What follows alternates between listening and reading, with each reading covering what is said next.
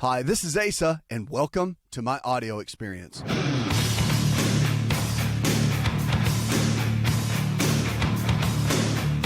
It's a new prescription for a new you, America. Let's kick it off and go with Barbara. Hi, Barbara. Welcome to the show. Hi. Thank you for taking my call. Sure, Dawn. What's up?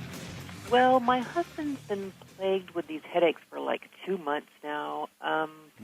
He defines them as low-grade headache. It's only when he sneezes or coughs or picks up something heavy or bends down. We've been to an internist. We've been to an ear, nose, and throat. We've been to a neurologist. We've had an MRI done. There's nothing there in the brain that's unremarkable.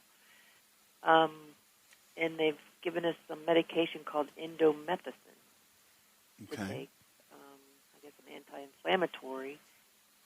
But they're mentioning spinal fluid, and I'm kind of getting worried, and he's concerned.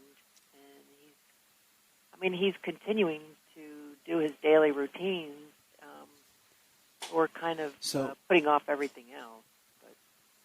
So he's had his workup done. And just no one, all the doctors that you've been to, no one can really figure it out, right? Right.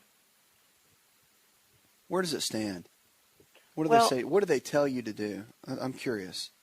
It's all they've given me is a prescription for indomethacin. That's it? Just the indomethacin? Yeah, that's it. And my response to the doctor was, well, is that it? You're just going to give him something for the pain, and we're not going to find out what this is from and cure it. And evidently, they don't know.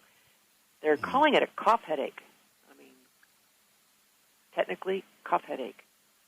How's his blood pressure? His blood pressure's great. Is it? Where does the headache hurt the most? I know you said when he bends over, it makes it hurt, but does it ever hurt when he's... When he coughs or when he sneezes, and he says initially it's a stabbing pain, and then it's just a dull throb that just goes away after a while. But where does it hurt, though? Where on his head? Yeah, like over the right eye or the left eye or the back of the head? In the back. In the back, and he says something's on the side. Does he drink a lot of coffee? He drinks decaf. Okay. And only how's his stress level? How's his stress level? Well, he's retired, so I would think he'd have a lot of stress. I can't imagine where it's coming from if he's having a lot of stress. So. What did he do for a living for years? Office work. Like, did he run a company? We're retired now, so. No. What did he do up to the point he got retired? Well, he worked for the government in the D.C. area. Okay. Just an office job. So. The reason I'm asking is, does he miss his work? No. No, we're very happy. So life is much happier. Okay, I got it. And sometimes men, when they retire, it can almost become more stressful, and you can see weird things can happen in the body. Headaches, arthritis. You start getting all kinds of weird symptoms when men. That's why I'm going down that rabbit trail. Is I'm trying to figure out exactly if that we're might be the retired. case. We have a vegetable farm, and that's amazing. We do our own thing, and we're outside all day, and we eat organically and raise organically, so we can't figure this out. He's really healthy. And okay. Does he sleep all right? Has his sleep patterns, are they pretty good? Mm-hmm. Yep, he does. Okay. And it only hurts when he coughs, sneezes, strains, or otherwise, right? Not just when he's hanging out normally. Right. Okay. Does he exercise? Yes. Fantastic. We More get a cardio lot of or weightlifting? Both, actually. We go to the gym, so he's lifting weights, and of course we have a lot of work around here. So outdoors. Well, now that's straining. Does it give him a headache when he works out with weights? He hasn't said it does, so I'm assuming no. It's usually when he bends over and picks something up, which I thought initially it's your sinuses, but nothing showed up. No. I'll tell you what, it sounds to me to be more of a structural-based headache because if the straining that would come from, say, doing bicep curls or bench press or shoulder press machine or whatever it might be, there's still some straining involved there. And if that's not giving him a headache and the increase of blood flow from the working out and the exercising is not affecting him, that's a really good sign. So, see, those are more clues that are very, very helpful. Here's my thoughts. If it was me, this is what I would do. If he's having those kind of headaches and you've done the complete workup and the medical doctors, the physicians have given him the indomethacin and they're scratching their heads and they're just saying, well, let's see how this works. What that means is when a doctor gives you medicine and says, let's see how this works, it usually means, I'm not real sure what it is. This is my best guess, so let's just keep an eye on it. And that's not knocking it. I mean, that's just they've kind of come to the end of their rope and they're doing the best they can, and that's a good thing because they're doing everything they can to help him. They're not being bad doctors. They're doing what they can to help. So here's the thought. Remember, there's 3 sides to the health triangle, and the body's affected by every one of these sides. All 3 sides are important, and one side affects the other. So you got the mental side, brain chemistry, neurotransmitters, subconscious mind. You got the chemical side, and that's how your body chemistry functions, how the heart, liver, lungs, kidneys, liver, pancreas, thyroid, how all that stuff works. And then you've got the structural side, the bones, the muscles, and the nerves. Now, the nerves control everything in the body. The interesting thing about that is that the nerves go in through the spinal cord, out of the spinal cord rather, through the vertebral bones, and then out into the different organ systems and various tissues within the body. Well, the ones that go up in through the cervical region, the neck, kind of the base of the neck, the occipital area, all of that part of the region of the body would be good to have someone look at that, and potentially they can do certain tests on it, and there might be even some manipulations that they would want to do in their own style that would be beneficial. And it's definitely something to look into without a shadow of a doubt. I think if you don't, he would be doing himself a disservice in not looking down that route and letting them evaluate and even doing some of their treatments along the way. Because when headaches like that are unexplained, a lot of times they can be chemical, they can be genetic. There's a lot of different factors. That can be environmental toxins that could be causing some of that. But the structural part we see often with headaches, and it's one of the least areas to be addressed.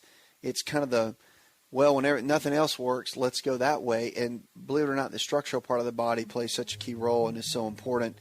It's vital for someone to look at it in that regard. So all the horror stories you hear about with people getting hurt and injured, you have a better chance of being struck by lightning than that happening. So don't let that worry you. It's actually care that is very good and that he could really benefit from, I think. So take a peek at that. Get with a DO, Doctor of Osteopathic Medicine, and keep me posted. You can always call me back on 888-283-7272. That's 888-283-7272. You're listening to the best in healthy talk radio.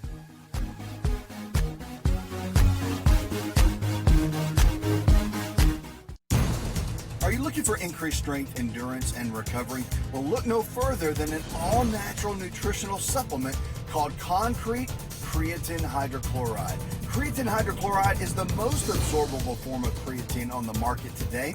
Concrete Creatine Hydrochloride only takes a small dose to make a major impact in our health. Creatine has now come on the scene as just more than for strength athletes. Creatine has so many health benefits from around the spectrum, but Concrete Creatine Hydrochloride is the absolute best. I use it every single day. I've been using creatine since my days as strength and conditioning coach at Florida State University, and I can tell you that Concrete Creatine Hydrochloride is the best absorbable form of creatine on the market today. It will increase your strength, improve recovery, and just help the body function at its peak level. Make sure to check out Concrete Creatine Hydrochloride at most retailers, especially Walmart, or you can check them out at walmart.com.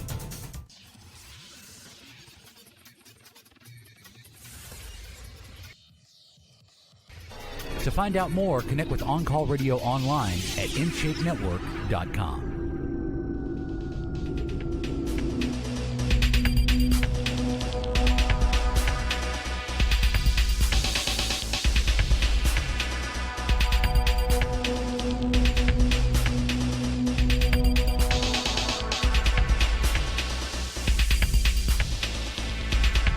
Welcome back. If you're not involved in Facebook and Twitter with us, go on and join and catch up with everything going on behind the scenes with the show and all the new information coming out. Great information about our weekly email newsletter. So if you're not signed up for that, U.S. government sends home health care money to states. A new report says that states stand to gain billions of dollars as provisions in the U.S. health care plan to move Medicaid patients out of institutions come online, with 13 states awarded $45 million in grants on Tuesday. And the Health and Human Services Agency said this, that Medicaid is the health program for the poor that was greatly expanded under the health care reform. Extending Medicaid's reach, the U.S. government is also increasing reimbursements sent to states and awarding new grants for the program. Still, most states are worried that they will not have enough money to administer many of the parts of the health care plan and are requesting waivers for implementing components they cannot afford under their stretched budgets. Now, many are also trying to block the law in federal courts, saying it usurps states and individuals' rights. Florida, which is leading a multi-state legal challenge to the law, was one of the 13 states awarded a grant to move the elderly people with disabilities and Medicaid recipients with mental illnesses from nursing homes and other institutions back into their homes or communities. The federal government said the grants will likely help 13,000 people. Massachusetts received the largest grant of $13.5 million, followed by Minnesota, which was awarded $13.4 million in the grants. Starting in October, states will also receive a 6% increase in the federal reimbursements for providing nurses and other home-based support to people on Medicaid. Through 2014, states could see a total of $3.7 billion in new funds to pay for attendants who help individuals with daily activities such as bathing, and also help move people by paying for utility deposits, rent, or household supplies. It's a great thing. Great thing for what they're doing with the elderly and people that are a little bit more challenged with their health care, to get them in better positions and with better care, more, I guess, care that is closer to home, so it doesn't feel so disconnected. 888-283-7272.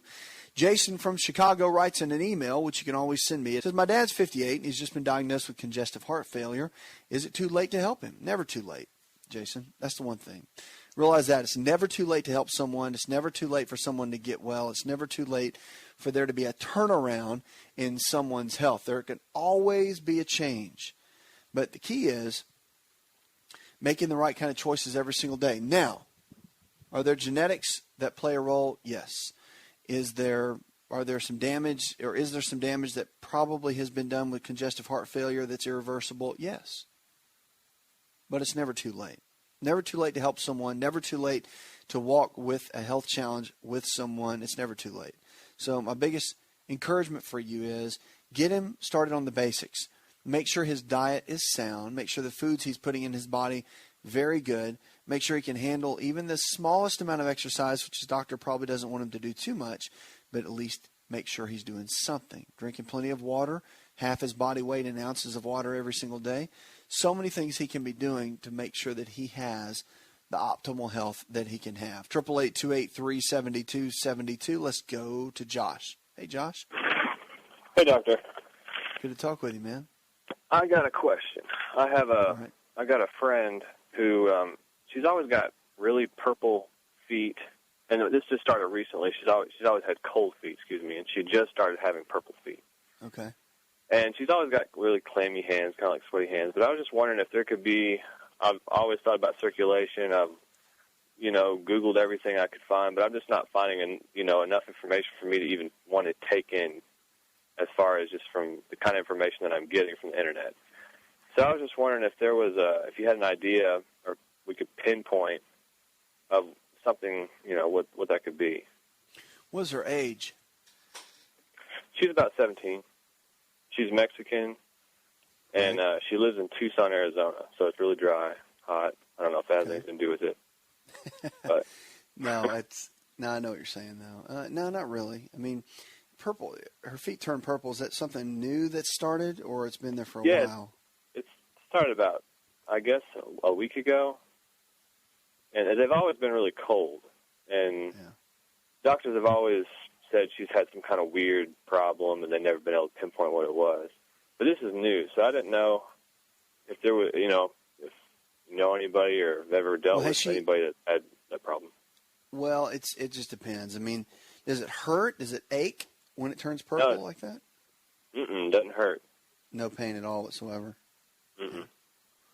Has she gone to the doctor since it started turning purple? Not yet. I think she went today, but I haven't talked to her. But you haven't talked to her. Okay. Yeah, I mean, the old adage is, I mean, with extremities like that, especially more in the hands, there can be just an extreme, kind of an achiness and cold feeling in the hands. And it's typically Raynaud's, and there can be a lot of different things associated with that. But it's rarely seen in the feet. So for the feet to start turning colors, it could, obviously vascular. But if the doctors have looked at it and you don't know what they have said yet, I'd be curious to see, because I mean, again, there's one thing to say, well, they're purple and they're cold, but they don't hurt, and there's no achiness or no pain to it. You just need to be able to see that. And that's where going to the doctor's office and all that is really good. But when you have circulation issues like that, she could be deficient in some things. If it came on out of nowhere, I mean, granted, she may have always had cold extremities, but it could be several things. I mean, it could be everything from red blood cells being anemic. It could be, my goodness, there's so many things that it could be. With that, Rutin is really good for vessel health, and if you've got anything weird going on, it's a supplement you get at a health food store, but it's Rutin, R-U-T-I-N, can be very good. And, again, with vascular-related issues, simple things. It's the simple things, like CoQ10, all those kind of supplements are very good for vascular health, can help the extremities tremendously, especially if they're always cold. And the discoloration is where the doctor's opinion is going to come in. And I'd be curious to know. If you want to email me, you can shoot it to me. Thanks for the call. Are you ready to chow? It's time for Keto Chow. When it comes to eating healthy, the keto diet has become one of the nutrition leaders in optimizing health, losing unwanted weight, and reaching your health and wellness goals. No extravagant cooking, no long kitchen cleanup, and most importantly, especially for me, it's convenient. Just put quality Keto Chow powder in a bottle, add some heavy whipping cream or your favorite fat, a little water, and boom, shake it up and you're ready to chow. Keto Chow tastes amazing. So make Keto Chow easy for you and your family today with Keto Chow. Let's go chow. Visit Keto Chow online at ketochow.xyz. That's ketochow.xyz.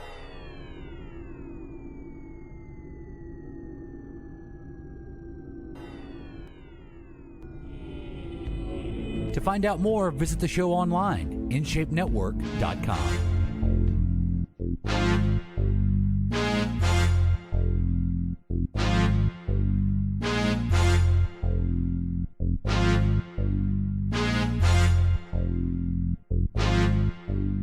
Your health really is your greatest wealth. Do you view it that way? Have you been given a diagnosis and you think, well, I guess I'm just stuck with this. It's what my grandma had, it's what grandpa had, and now this is what I have, and so I might as well just take it, suck it up, and deal with it. It's not true. Your health is your greatest wealth. So realize this. The body is pretty amazing. As we say in the South, pretty darn amazing. Because 80% of the health challenges we face today are diet and lifestyle related. That means that somehow, some way, we've lifestyled our way into getting sick. But the good news is, if we can lifestyle our way into getting sick, we can lifestyle our way out and get well. But you have to be willing to change. And only you can take responsibility for your health. No one else can. No one else can. No one else can take responsibility for your health for you but you. And people, that's what they always want to do. Everyone wants to take a pill, and they hope the pill is going to correct everything with their health. And it won't. It never will. And you have to be willing to make the changes every single day on your own. And you have some support. You can have friends support and family support, but no one else can take responsibility for your health but you. And that's what we're here for, to help you go from where you are to where you need to be in your health. We're going to kick it off now with Linda. Hi, Linda. Welcome to the show, darling. Hello. How are you? I'm living well. I have a question for you.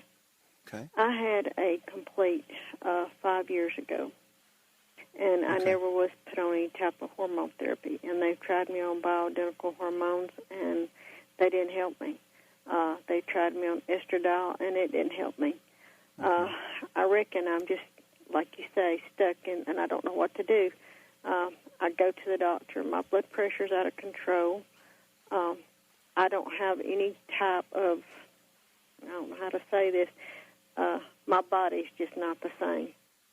And I can't do anything about it. And I don't know how to live with it. I don't know what to do. I've tried everything, and I can't get over it. I don't know how to deal with it. I got it. Is it mostly your energy levels that you're concerned with? I don't have any energy. I don't sleep. Okay. I have the mood swings. It looks like if it was hormonal from not having any hormones, they would put me on it when they operated on me. They even took out my appendix, and I'm just tired all the time. My back kills me. Okay. I get it. Now, have you gone to your doctors, and have they done anything? Have they just told you this is it, this is the best it's going to get, or have they offered any suggestions or options for you? They will first they put me on clonazepam, and I slept 2 days on one tablet. They didn't tell me I could break the tablet in two, because some tablets you can't crush or break or chew or anything like that. They put me, I brought myself off of it, and then they put me on Prozac, and I woke up one morning after I had took the largest dose that they had put me on, and I didn't even know who anybody else was, not alone myself. I said, I cannot take this, and it's not mixing with my blood pressure medicine. Sure. Well, after that, they had tried me on the estradiol patch. They tried me on Vivel, and they tried me on another type of pill, and it didn't help me. And I think finally he just got disgusted with me. And now, that's it. Since I've been without hormones all this time, my back, the center of my back up at the top, where the zero line goes, it hurts me constantly. I don't know what to do. My legs are always tired. I don't know what to do. Okay. It's all right. I understand. I know you're in a tough place. I get that. Here's kind of the foundation. When you've gone through and had a complete, like you talked about, and you've had a hysterectomy, and all of these different changes are taking place in your body, you have to kind of step back and say, okay, what is working? It feels like everything's falling apart, but what is working? And what can I do to make some changes? Because if everything feels like it's falling apart, you don't feel good, you don't have energy, you ache, you hurt. I mean, I get that. Usually for breakfast I have bacon and eggs. I don't eat the bread. Okay. If I have a snack, I'll have a piece of fruit or something like that. And for dinner, I'll have a piece of, if I fry my meat, I fry it in canola oil without any flour or anything. And then I usually have a green vegetable or maybe a salad. I don't eat a lot of junk food. That's something I don't do. But and I drink tea, but I usually use Equal or Splenda in my tea. I don't eat a lot of sweets. But if they put me on a hormone, it's like I blow up overnight. Yeah, I got it. So I'm eating right. You are eating pretty well. Now, I'm gonna change a couple things based on what you said, but I am proud of you. It's not like you're eating a ton of junk food. Lunch you need to make sure that you include always at every meal. Let me just say this. You need a lean quality protein like chicken, fish, beef, or eggs. You need a low glycemic carbohydrate, fruits and vegetables, and you're doing that. And then you always need a good healthy fat. See, here's an issue too. Hormones in the body are, even though you've had a hysterectomy, your body still produces estrogen in the fat cells.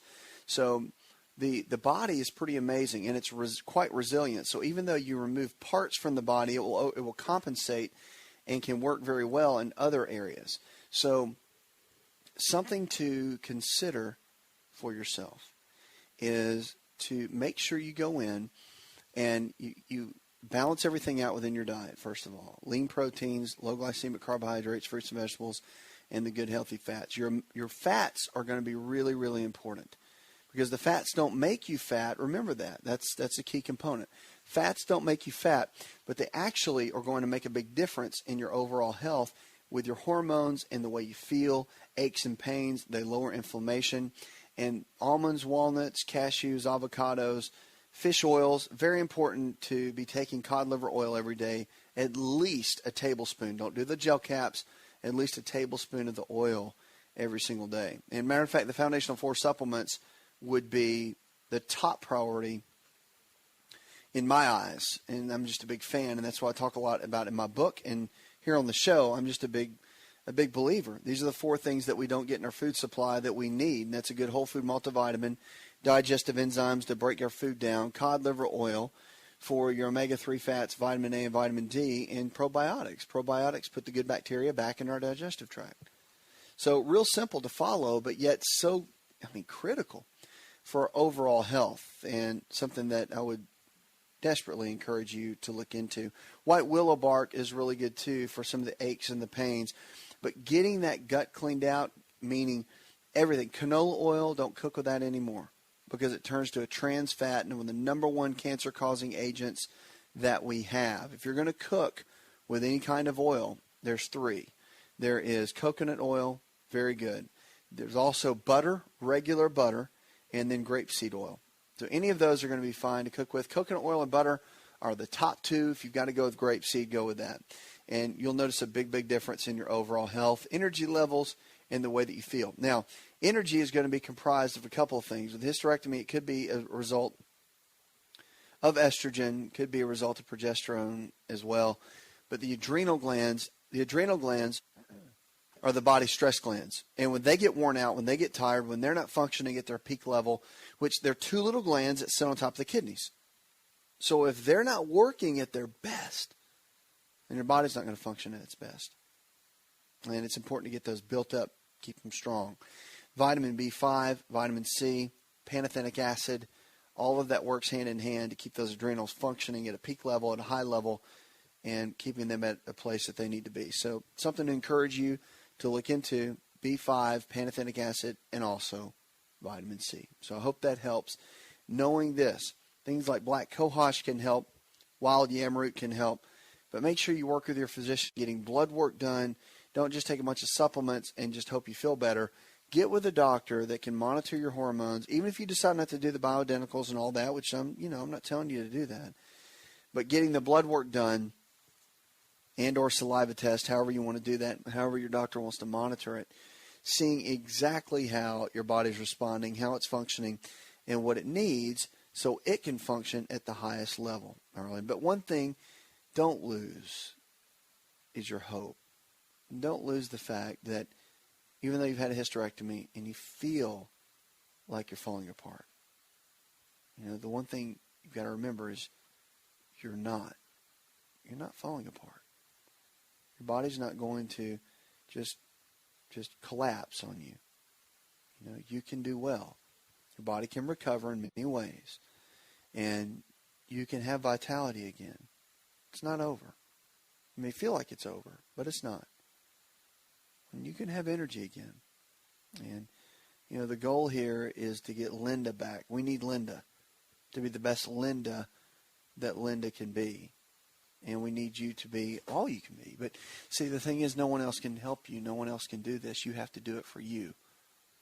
And even on the days you don't feel like exercising, you get out and exercise. On the days where you don't have any energy, you've got to tell yourself, I'm not going to let you beat me today. You have a little self-talk. That's what we always say. And people say, talking to yourself is crazy. It's not. And sometimes the only motivator we have is ourselves. It means you be a certain way, you do it, and then you have it. So be well in your mind.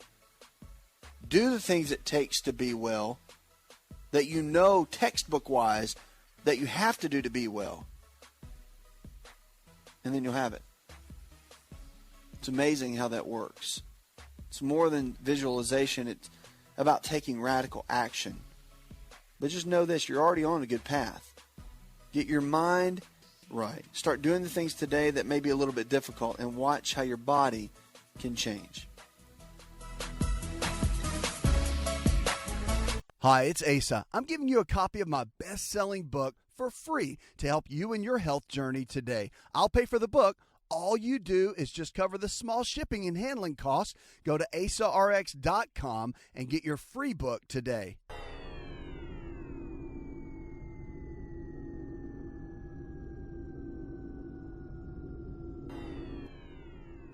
Connect with On Call Radio and watch On Call TV at InShapeNetwork.com.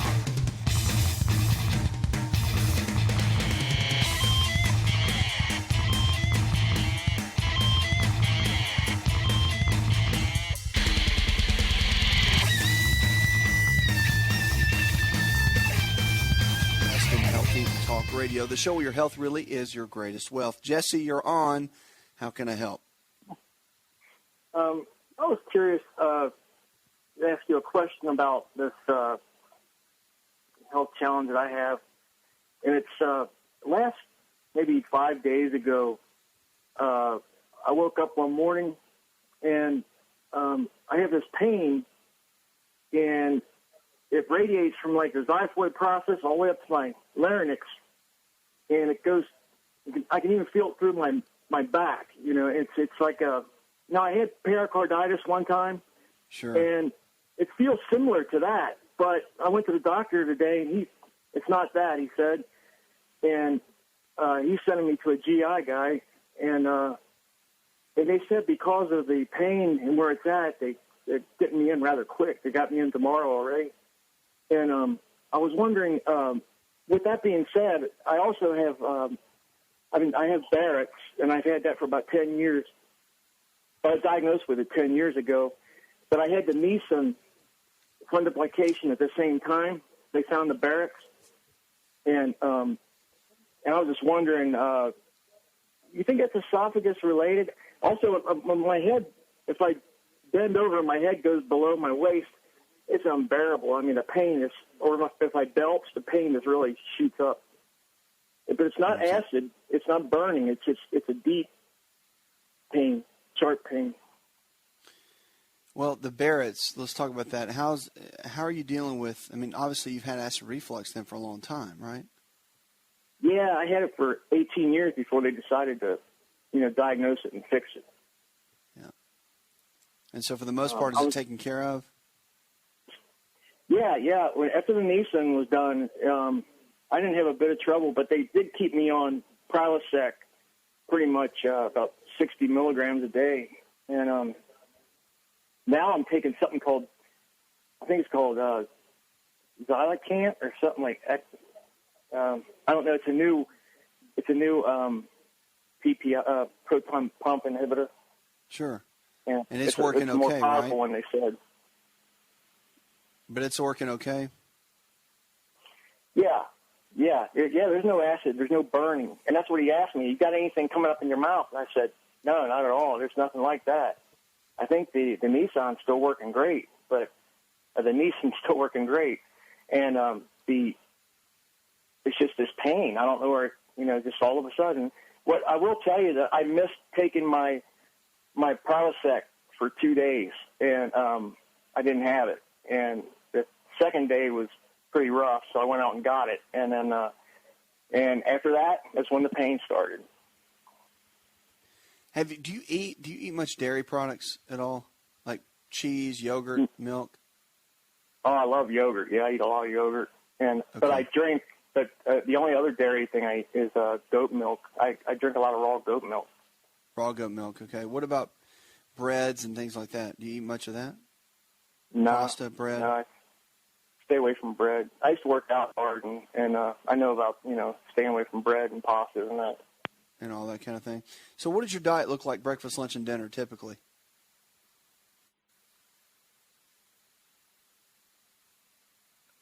Jesse, breakfast, lunch, and dinner. I think we must have lost. Yeah, we lost Jesse. That's okay. All right, well, here's the deal, Jesse. The bottom line is if you're not really eating gluten, which, gluten's the protein found in the breads, pasta, all the flour-based foods, bread, pasta, cereal, crackers, all of that. That's always a big key. And if you're getting that constant pain in that area, it could be still part of the Barrett's possibility. That's still some residual from that. But the other thing that you can consider in that area, if you've got the constant burning, is that possibly you don't have enough hydrochloric acid in the stomach. Betaine hydrochloride you can take as a supplement form, or you can use apple cider vinegar. That works very, very well.